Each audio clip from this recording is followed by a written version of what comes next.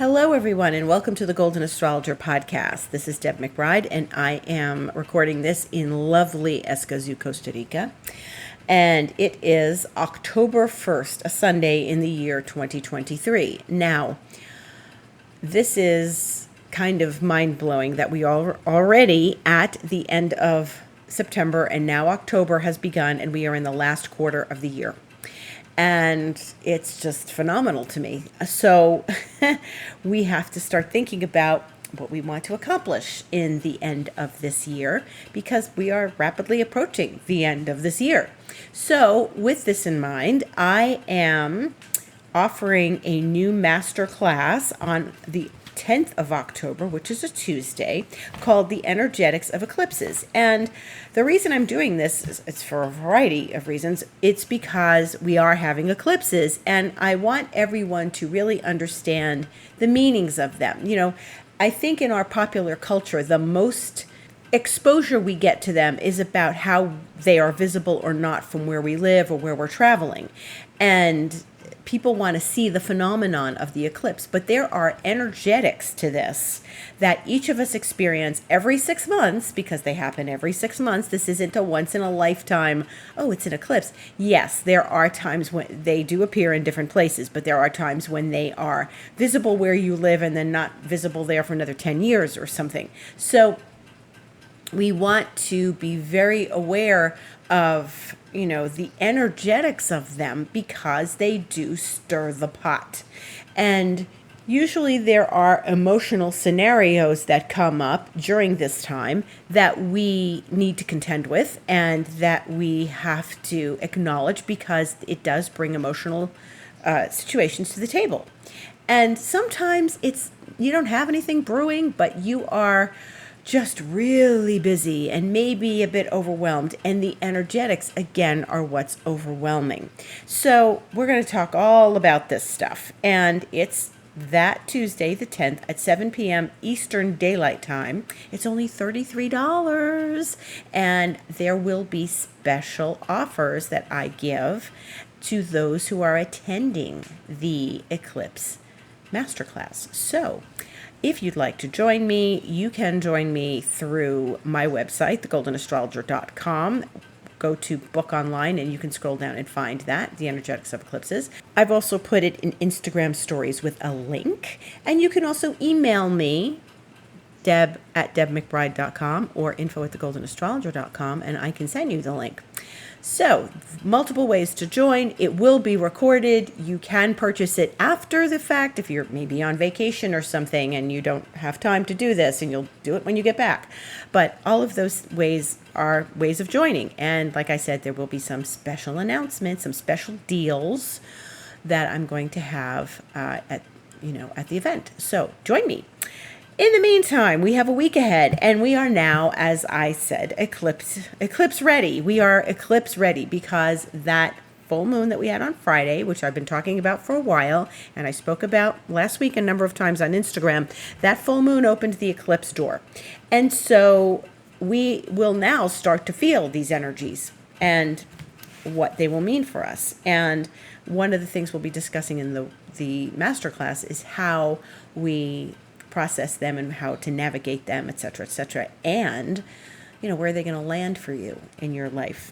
Okay, so we are looking at Mars and Uranus right now, which are in this interesting dynamic. Now, Mars and Uranus is in an interesting dynamic known as an inconjunct, and Mars and Uranus are an interesting duo because they're both high energy. And when Mars does this is that needling aspect I've spoken about. And when Mars does this to Uranus, it often brings uncomfortable emotions, uncomfortable situations. They are edgy planets, both of them. So they're in an edgy aspect to each other. They're not in a soft aspect. They're in an edgy aspect to one another. And this is something where we need to just sort of assimilate this and digest this as we work through these emotions of what this brings up. It could be a lot of discomfort. It can be a lot of anger. So if you're feeling a little like your scales are tipped, because Mars is in Libra and, it's tipping the scales in the direction of irritation and anger, then, you have to take some time and do something like exercise, go for a walk, move your body, do something physical. I went to the garden today and I pulled all these weeds out of my rose pots, which had grown, and my honeysuckle was all wrapped around the roses, and I had to unravel it. And so that was a lot of physical figuring things out and moving things around. And then I went for a nice walk. But it's a movement. Uranus and Mars want you to move. You have to physically move. This is a good use of this energy. Exercise, do something physical or strategic too. If you have maybe you have paperwork or things to do, then it's really a strategic aspect as well. And it can be used to figure things out and use our brain power in another way. Mars is in an interesting dynamic because what it's going to do as it gets into, the later days of this week is Mars is going to start making this relationship, the same relationship, to Neptune. So this is and you'll remember I've spoken of this aspect in recent weeks. This is a yod. It's where Uranus and Neptune are speaking very nicely to one another. And then Mars comes in on the other side of the zodiac and provokes them in this edgy inconjunct, both of them. So it's really doing this to both planets at the same time. The exactitude of Mars and Uranus was really early this morning or last night, depending on where you are. And the exactitude of Mars to Neptune is going to be in the middle of the week. Now, this is interesting because it means that Mars, this assertive, energetic planet, he's kind of the star of the week, okay? And especially these first days of this week. He's really pushing, he always pushes the buttons. Even if he's in Libra, where he's polite, he may politely be pushing buttons. And Mars is doing this to both Uranus, which I said is edgy, and then Neptune, which is not necessarily an edgy planet, but it can feel edgy when Mars gets involved. So if you are feeling a little bit out of sorts, or you're feeling imbalances, and that's a really good word for this, an imbalance, because Mars is in Libra, okay, and that's the sign of balance, and Libra loves balance, and Libra only wants balance, and this discomfort that Mars brings to Libra anyway, because Mars, as we've talked about, doesn't necessarily love to be in Libra. It's going to go into Scorpio next week, not this coming week, next week, and Mars will then be in its own realm. But in the meantime, it's in this sign that desires balance. And the sign of Libra always seeks balance within the levels of discomfort. How much discomfort can we have? If I move a little to the left, am I going to be more uncomfortable? Or if I move a little to the right, am I going to be more uncomfortable? And trying to find balance over these next days is one of our tasks, because Mars and Neptune is another interesting dynamic, because when they get together, it's not this edginess. It's not like that Mars-Uranus that makes you want to go out and take a run or do something like that requires physical exertion. When Mars gets involved with Neptune, things get slippery. Things are not really what they seem to be, or are they? And we are dealing with energies that are a dynamic that could be or could not be. And remember, I was talking about the Sun in Neptune last week, and Neptune is a bit tricky because it presents something, and then you're like, is this real or is it not real? Is it showing up for me or is it not showing up for me? Is this what I think it is, or am I wrong about this? Especially with this kind of dynamic. Mars and Neptune, and this is where I have to say these things that I don't necessarily love saying, but it's a cautionary measure, and that's my job here. Mars and Neptune is like thievery, okay? It's something that slips out of your hands. Did I lose my keys?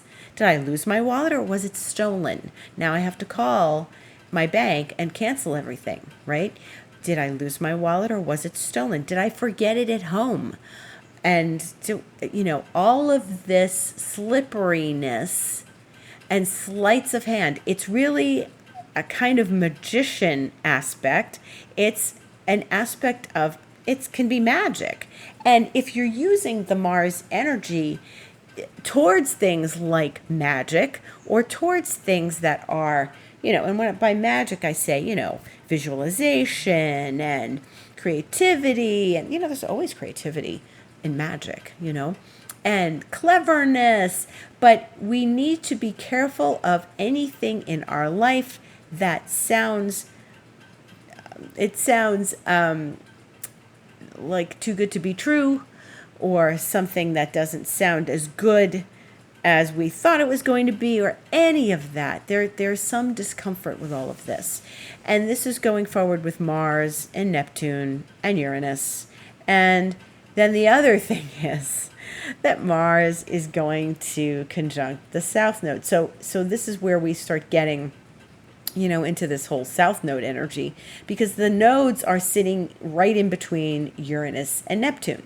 So the North Node in Aries is between Neptune in Pisces and Uranus in Taurus. And so it's as if there's like what we call a locomotive aspect in astrology. One is in one sign, and then there's something in the next sign, and the next sign, and the three of them are all in alignment as far as the degrees and how far along they are in each of those signs. So they're all very lined up, and Mars is sort of in the middle of this on the other side of the zodiac in Libra, and it's sitting for all intents and purposes right now. It's on the South Node.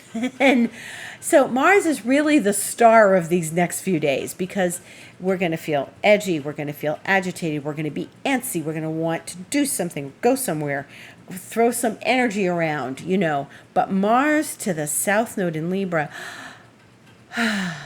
seeking some sort of instant gratification that perhaps is not doable. And this is so complex and interesting because, so Mars is in Libra. Mars is like a very more independent, confident, driving force. In Libra, it's very polite, as I've said.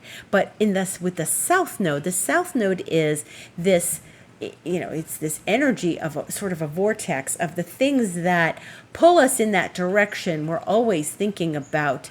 And, Libra, it's partnership. It's about relationships. It's about peace and serenity. And, when Mars is going there, it generally is not those things. It's not peace. It's not serenity. It could be about partnership. But this might be a time when your partner drives you a little crazy, a little edgy.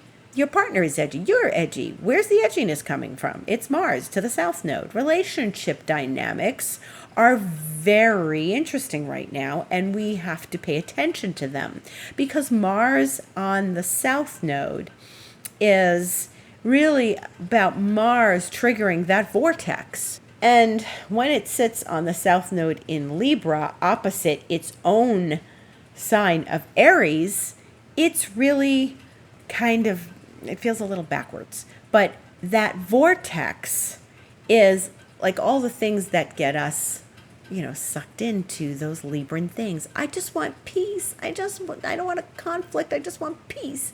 And Mars goes there and says, sorry, darling, we're in a bit of a conflict, whether you like it or not. And Mars loves conflict. Aries loves a good argument. Mars loves conflict. But there may be some level of instant gratification in your relationships with Mars to the South Node that you are not receiving. And once again, the idea is to send the energy towards the North Node. So it's about Aries. Now, Aries is singular. Aries is independent. Aries says, okay, if you're not going to come, with me out today, I'm just going to go myself. Okay? I don't need you to be there. I need to just go myself. All right? I'm going to go run these errands. I'm going to go do this stuff myself. If you're not ready to go, fine. I'm going. That's Aries. I don't sit around and wait for you. Okay? I'm looking at my watch. I thought we were going out. I thought we had plans. I thought this was going on. I thought we were going to run errands today, etc. Together. Don't wait for together. If you've got things to do, go do it. And the thing is that Mars is usually the planet that encourages that. But this time, it's encouraging, I want to wait for you to go run these errands. and it wants you to respond. And it's on the South Node, so it's triggering all of our insecurities around relationships. And maybe you don't have a whole lot of insecurities in your relationships, but something is bound to surface when Mars gets involved with the South Node in Libra. And it's not something horrible or anything like that. I would say it's something inconvenient and uncomfortable, but it's not going to, blow up your life. It will get a little hot and bothered when it squares Pluto, but that's next Sunday. In the meantime, we are just dealing with our own, the South Node is where we get a little childish. It's where we want that gratification. And the South Node is where we can never have the satisfaction of that. We're not going to get the gratification. We're not going to get it. We have to go to the North Node. So, and with Mars at the South Node, it just reminds us to be independent and solely conscious of doing things for the sake of getting things done and doing what we need to do, and not allowing a partnership to screw us up. And just do what you need to do and not allow relationship gratification to get in the way. We want it's the baby wants the bottle. That's the South Node. The baby cries till they get the bottle. The cat cries at me until she's fed, even though she's already been fed, and I have to lead her out of the kitchen. They want you to satisfy them. Give it to me. And Mars there can get very insistent. So if you feel that insistent energy and you're grasping for something, forget it. Just let it go. Let it go. It's like scratching a mosquito bite that's never going to stop itching while you're scratching it. It's just going to keep going. So take an allergy pill and just deal with the North Node in Aries. Just try to do things solely based on your own advice and your own opinion and your own sense of alignment. This is a tricky thing. So we've got a lot of complicated Mars things going on this week. We've got it doing something with Uranus now. We've got it about to do something with Neptune. It's going to the South Node, in which it always opposes the North Node. Mars is getting us hot under the collar. So if you're feeling like that, again, I say go take a walk, go do something physical. Mars is about getting physical. Once Mars goes into Scorpio, and that won't be this week, it will be the following week, it be the 11th, Mars will then feel a little more manageable because it's in its own domain, it's in its own realm, and it likes it there. But we're trying to navigate Mars in its detriment, and it's I don't want to insult anyone with Mars and Libra, but yes, it honestly, Mars is in detriment. And, it doesn't give us a really good sense of satisfaction. So stop looking for that. Don't look for that in your cupboard or your refrigerator either, because then we can start reaching for things emotionally, satisfying to us if we don't get what we want. And just be okay if you can't have what you want, okay? You probably aren't going to further your goals in exactly the way you want to right now either. Mars is often very goal-oriented. It's the initiator. It wants. It was happy the other day when that full moon in Aries, that big dynamic of the moon in Aries, I felt very motivated. I had lots of things to do. I had a lot going on. I was running around. I was making appointments and running around in between them on Friday. It was a tad overwhelming, but it was a lot of energy. But I expected that more or less from that full moon for so many reasons, as I talked about last week and I talked about during the week on Instagram. So this is, watch your temper this week. Please watch your temper this week. Don't throw a tantrum. This is where Mars is really, not good at staying polite. Don't throw a tantrum. Go for a walk around the block. sit down with yourself and be reasonable, okay? And that's Libra wants to talk things out and balance and be, in a dynamic with another person. And do that before you throw a fit, okay? Calm down, take a deep breath, and listen. And listening is part of this week too, as Mercury, planet of communication and all things communicative, opposes Neptune. And that would be tomorrow, 11:34 a.m. Eastern Time. And it is about using your intuition. Mercury, this is a good aspect, actually. I know it's an opposition, but Mercury is in its own sign and Neptune is in its own sign. So that's great. They're talking to one another, and it's a very good dynamic because they're each at home. Now, Mercury and Neptune are strange because, again, and we're dealing with Neptunian energies. Use this for vision, for foresight, for intuition, for creativity, for emotional experiences. If you feel like you want to journal and maybe it makes you weep a little bit, that's fine. That could be this. What you don't want to do is not tell the truth.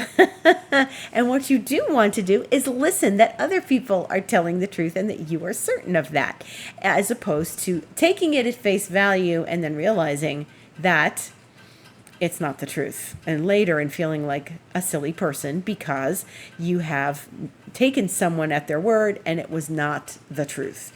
Be very careful with all your dealings, with your contracts that you need to sign, with all of your, communications. Make sure you're getting to the bottom of it and that you really do get the truth. The other good use of this energy is empathy. If someone tells you a story, have empathy for them. And it's good to have empathy. It's good to feel what the other person feels, but obviously to have a certain amount of boundary, which we've been talking about lately. And so that's important to keep that, flow going as far as, intuition and insight and all the good things, vision, creativity, empathy. But do be careful that you are getting the truth from people, and do be careful that you're not bending the truth. Stay in your integrity, okay?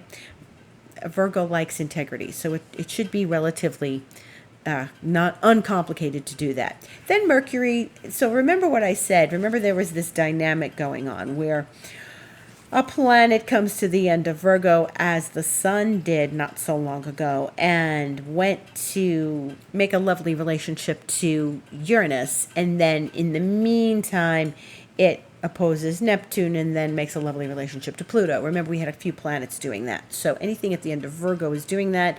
Mercury is now ending its tour of duty in Virgo, and it's going to change signs this week. So on Monday, we have Mercury opposite Neptune, which I just described. Then on Tuesday, we have Mercury trine Pluto, which is very lovely. And it's a sense of empowerment with your word. Now, again, remember what I said. You don't want to get slippery with the truth. You want to speak the truth and stay empowered and hold your word. This is important. You cannot waver on your word after we get to Mercury trine Pluto, because it's going to come out that you were not truthful, okay? It may be in a very gentle way, but it will be, you've got to stay solid and empowered with your word and stay firm. Okay, that's Tuesday. Then when we get to Wednesday, Mercury will be leaving Virgo, and it's going to enter the sign of Libra, which is at 8:09 p.m. Eastern Time on Wednesday the 4th. So Mercury goes into Libra, and that's fine. Mercury is an analytical planet. Libra is an air sign. So it's great for people like my friends here who do design work and who do creative work and who do anything that requires, creativity and also a bit of analysis. So this is very good. It's also, again, Libra likes justice and the truth. So Mercury is in a place where it is poised to deliver that. So Mercury will then start its journey into the sign of Libra, where it will be for, a few weeks. I think it's going to fly through Libra, and then enter Scorpio on October 23rd, which is really only about 3 weeks after it goes into Libra. So in the meantime, we've got 3 planets in Libra, and that asks for balance, that asks for peace, that asks for thinking before you act, because it's Mars and Mercury and the Sun, and it's all very much about seeking out beauty, seeking out aesthetics, seeking out balance, okay? And anything that is beautiful, charming, aesthetically pleasing is all very Libran. So don't be surprised if you're feeling sort of those ways. If you really want to, it's a great time to do something like if you're buying new furniture, if you're redecorating your home. Libra is very good for those things. They love that stuff, design and decoration, and interior designers are often Libras, and or they have a good dose of Libra. My architect friends here all have Libra energy. And then we have Venus. Venus is finally going to wrap up her experience of Leo. So this is the last week she's going to be in Leo. Now remember, back in June, I said, Venus is going to be in Leo a really long time, until October. And here we are. We're in October already. We went through the retrograde, which the first half of that, as I recall, was not easy. And as I've discussed here, not easy. And this is the end. Venus is going to come out of her shadow about Friday or so. She'll be coming out of her shadow finally. And remember, she went all the way to almost the end of Leo. And then she turned around and went all the way back to about 12 degrees of Leo. And now she's flowed back, and now she's finally coming to the end of that. She will reach dynamics on Saturday and Sunday that she has not done yet this year. Okay, so the portion of and thereafter as well, but the portion of Leo that she was in all this time did not include the last 2 degrees of Leo, and so she's going to reach those next weekend. And next weekend is interesting because on Saturday the 7th in the evening Eastern time, the moon will enter Leo. So the moon is going to join Venus in Leo. So we'll have some fire in the sky until the next day when Venus goes into Virgo, 9:11 p.m. on Sunday the 8th. That's Eastern time. The moon will still stay in Leo after that, but it's interesting that the goddesses will be together on Saturday and part of Sunday with in the sign of Leo, which is always about royalty, right?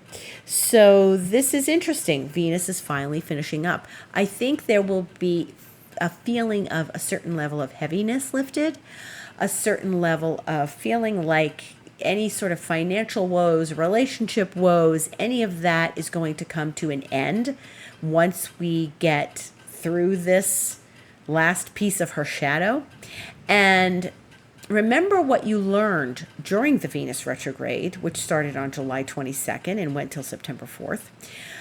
Things were a little topsy-turvy in those 2 areas of life. There was relationships and there was the dynamics of our finances. And, we'll be wrapping that up this week. And one of the reasons I gave that 5-week immersion about harmonizing prosperity was, the main reason was for Venus retrograde in Leo. And if you are interested, it's still available to receive that. It's always going to be available, and it's not just relative to astrology, it's an evergreen content.